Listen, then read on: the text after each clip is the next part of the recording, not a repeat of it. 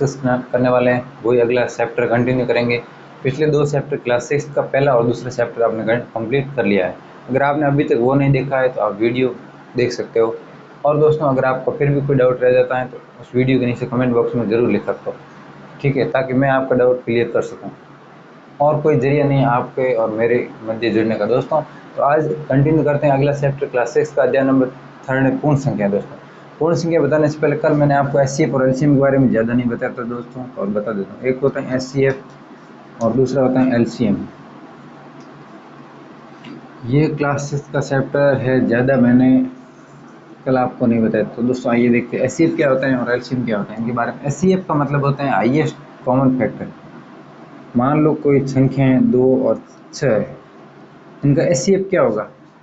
HCF निकालने के लिए दोस्तों दो के गुणनफल क्या होंगे, 2 होंगे, और 6 के गुणनफल क्या होंगे, 2 है, 3 है।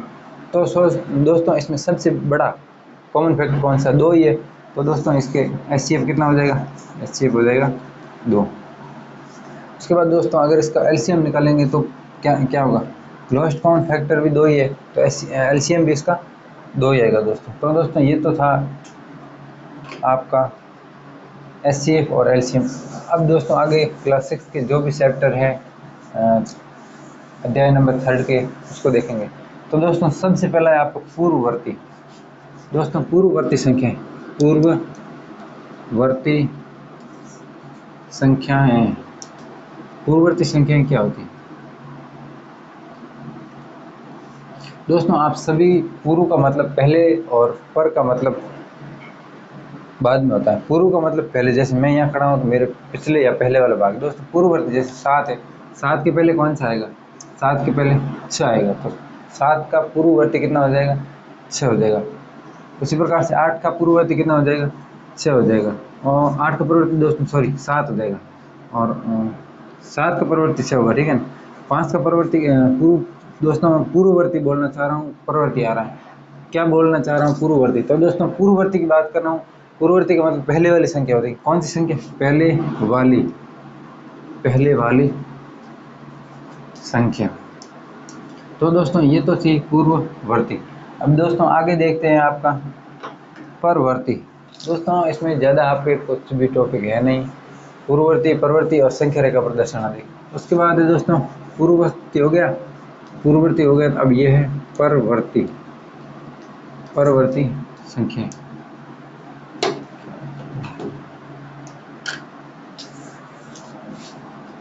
परवर्ती संख्याएं। दोस्तों परवर्ती का मतलब होता है उससे अगली संख्या। क्या होता है दोस्तों, उससे अगली संख्या। कौन सी संख्या दोस्तों, अगली संख्या।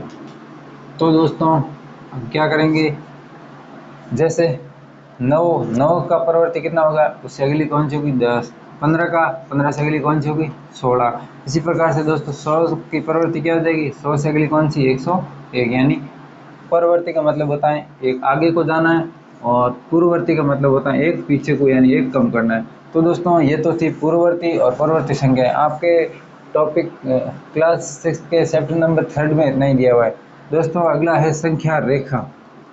संख्या रेखा ये थोड़ा इम्पोर्टेंट टॉपिक है, इसको आसानी से आप समझ लो। और आपका मैं संख्या रेखा पर संख्याओं को दर्शाना, किसको दर्शाना, संख्याओं को कौन कैसी होती हैं, 1 2 3 4 5 6 -2 0 संख्याओं को दर्शाना। तो दोस्तों इसमें सबसे पहले हम क्या करते हैं, सबसे पहले एक संख्या रेखा यानी लाइन खींचते हैं, पूरी लाइन खींच ली। इसके बीच में दोस्तों लिखते हैं 0, और 0 के दाईं तरफ वाली संख्याओं होती हैं धनात्मक।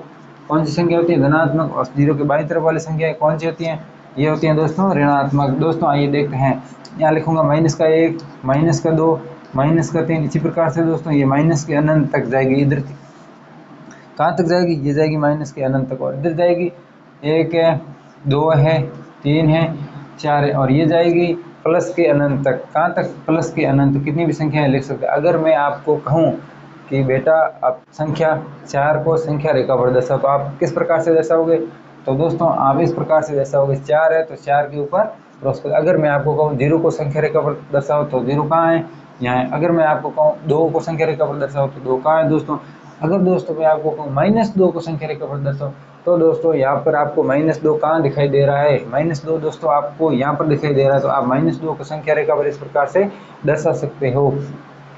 अगर इस प्रकार से मैंने बोला कि -3 को संख्या रेखा पर दर्शाओ, सबसे पहले संख्या खींचोगे, उसके बीच में 0 लगाओगे और 0 के दाईं तरफ वाली संख्या को धनात्मक और बाईं तरफ वाली संख्या को ऋणात्मक। धनात्मक 1 2 3 से लेकर इधर दाईं तरफ अनंत प्लस अनंत तक होगी और ऋणात्मक बाईं तरफ वाली संख्या -1 -2 -3 से लेकर अनंत तक होगी। अनंत का मतलब इसकी कोई सीमा नहीं है, कोई लिमिट नहीं है, कहाँ तक भी कहीं तक भी जहाँ तक आप चाहो वहाँ तक ले जा सकते हो। तो दोस्तों अगर मैं आपको वो -1 को संख्या रेखा पर दर्शाऊं तो कैसे दर्शाओगे -1 तो यह है। तो दोस्तों अब यहाँ योग को संख्या रेखा पर दर्शाना, व्यकलन को दर्शाना और गुणा को दर्शाना। सबसे पहले दोस्तों योग को देख लेते। योग को संख्या रेखा पर दर्शाना, योग को संख्या रेखा पर दर्शाना। दोस्तों इसमें कुछ भी नहीं करना, बिल्कुल आसान है। आपको क्या करना है, सबसे पहले मैं कहता हूँ 5+1 को संख्या रेखा पर दर्शाओ, 3+1 को संख्या रेखा पर दर्शाओ, 4+1 को संख्या रेखा पर दर्शाओ। तो दोस्तों कुछ भी नहीं करना, कहाँ तक है 5 और 6, आइए 6 संख्याओं को संख्या रेखा पर दर्शाना वो प्लस के रूप में। तो यहाँ 0 लिख देंगे या -1 लिख देंगे, ये माइनस अनंत तक है और यहाँ लिख देंगे 1 2 3 4 5 और 6। अगर आपको कोई 6 को संख्या रेखा पर दर्शाना तो 6 आपको कहाँ दिखाई दे रहा है, यहाँ पर। 3 और 1 4 को संख्या रेखा पर 4 यहाँ पर दिखाई दे रहा है, 4 और 1 5 को संख्या रेखा पर। तो दोस्तों इस प्रकार से आप योग वाली संख्या को संख्या रेखा पर दर्शाना। कुछ भी नहीं दोस्तों, वही है तरीका, वही अभी मैंने बताया ना, तरीका एक ही है और कोई दूसरा तरीका है नहीं दोस्तों। व्यकलन को संख्या रेखा पर दर्शाना, व्यकलन को संख्या रेखा पर दर्शाना, कहाँ दर्शाना दोस्तों, संख्या रेखा पर दर्शाना।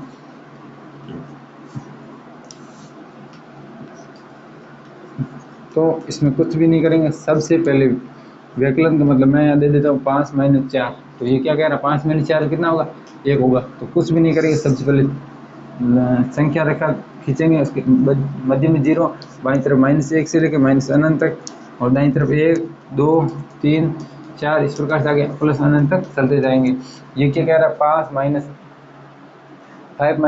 4 करेंगे क्या आएगा, 1 आएगा। 1 कहाँ दिखाई दे रहा है, यहाँ पर। अगर मैं आपको बोलूँ 3 - 2 को संख्या रेखा पर दर्शाओ तो वो भी यहीं पर दर्शाएंगे। अगर मैं आपको 3 - 3 को संख्या रेखा पर दर्शाने को बोलूँ तो दोस्तों वो यहाँ पर दर्शाएंगे। अगर मैं आपको बोलूँ दोस्तों अपने 5 में से अपने 3 को संख्या रेखा पर दर्शाओ तो 5 - 3 कितना होता है, 2 को संख्या रेखा पर यहाँ दर्शाएंगे। दोस्तों इस प्रकार से आप संख्या रेखा पर व्यकलन वाली संख्या को भी दर्शा सकते हैं। उसके बाद दोस्तों देखिए योग को संख्या रेखा पर दर्शाना। दोस्तों योग को संख्या रेखा पर दर्शाना, योग यानी दोस्तों योग हो गया, सॉरी क्या लिख रहा हूँ यार मैं। गुणा को संख्या रेखा पर दर्शाना, गुणा को संख्या रेखा पर दर्शाना। कहाँ दर्शाना दोस्तों, संख्या रेखा पर दर्शाना। कुछ भी नहीं दोस्तों, बिल्कुल सिंपल, संख्या रेखा पर दर्शाना। तो दोस्तों आइए देखते हैं। अगर मैं आपको बोलूँ 2 गुणा 1 को संख्या रेखा पर दर्शाओ, 2 गुणा 2 को संख्या रेखा पर दर्शाओ, 3 गुणा 2 को संख्या रेखा पर दर्शाओ और 2 गुणा 6 को संख्या रेखा पर दर्शाओ। दोस्तों कुछ भी नहीं कहना, सबसे पहले एक लाइन खींचेंगे, उसके मध्य में 0 लगेंगे। माइनस में है नहीं तो लिखने की जरूरत नहीं, लिख सकते हो अगर -1 से लेकर -1 तक। उसके बाद कहाँ तक है, 6 2 12 ये स्टेप, 1 2 3 4 5 6 7 8 9 10 11 और 12, यहाँ पर 12 है। दोस्तों अगर आपको 2 गुणा 1 यानी 2 गुणा 1 2 ही होता है, तो 2 कहाँ है, 2 यहाँ पर है। उसके बाद दोस्तों 2 गुणा 2 4 होता है, 4 यहाँ पर है। उसके बाद 3 गुणा 2 6 होता है, 6 यहाँ पर है। और दोस्तों 2 गुणा 6 कितना होता है, 12, तो दोस्तों 12 यहाँ पर। तो दोस्तों इस प्रकार से आप संख्या रेखा को चाहे योग के रूप में हो, चाहे व्यकलन के रूप में हो, चाहे गुणा के रूप में हो, इस प्रकार से आप संख्या रेखा को संख्या पर आसानी से दर्शा सकते हो। दोस्तों आज हमने पढ़ा था पूर्ववर्ती संख्याएं, परवर्ती संख्याएं और संख्याओं को संख्या रेखा पर दर्शाना। तो दोस्तों कल से अगला नेक्स्ट चैप्टर कंटिन्यू करेंगे। अगर आपका अभी भी कोई डाउट है तो आप कमेंट बॉक्स में ज़रूर बताएं। आपका भाई आपके लिए जितना हो सकेगा उतना फुल सपोर्ट करेगा। तो दोस्तों मिलते हैं कल किसी नेक्स्ट वीडियो में, तब तक के लिए टेक केयर।